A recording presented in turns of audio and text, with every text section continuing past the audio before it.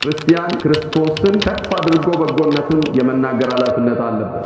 ስለዚህ ክርስቲያንም የኢየሱስ ክርስቶስን በጎነትና ቸርነት ሁሉ ጊዜ ለሌሎች የመናገር ኃላፊነት አለበት። በምድር ላይ የኢየሱስ ክርስቶስን በጎነት ሁሉ ጊዜ ባገኘ አጋጣሚ ሁሉ በተቻለ መጠን ሁሉ ለማንም ለምንም በየትኛውም መንገድ የትኛውም ስፍራ ላይ የክርስቶስን በጎነት ሊናገርና ሊያውጅ የተጠራ ክርስቶስን የሚጠቅም ነገር የሚያነሳ ከሆነ ከየትኛውም ቡድን ጋር አብሮ መስማት፣ ምናልባት እግር ኳስ መጫወት ሊሆን ይችላል፣ ምናልባት መንገድ ጠረጋ ሊሆን ይችላል፣ ምናልባት ሩጫ ሊሆን ይችላል፣ ምናልባት ምንም አይነት አክቲቪቲ ሊሆን ይችላል። ኢየሱስን ፕሮሞት ለማድረግ የሚጠቅም ከሆነ ከየትኛውም አካል ጋር ሄደው ኮሙኒኬት ያደርጋል። ክርስቲያን ክርስቶስን ከፍ አድርጎ በጎነትን የመናገር ኃላፊነት አለበት። እንደዚህ አንተ አምባሳደር ነህ በሉ። ስለዚህ ያንተ ስራ በሉ እስኪ የክርስቶስን በጎነት የክርስቶስን አዳኝነት ጮክ ባለ ድምፅ ባገኘህ አጋጣሚ ሁሉ መናገር፣ መጎትጎት፣ በፍቅር ደግሞ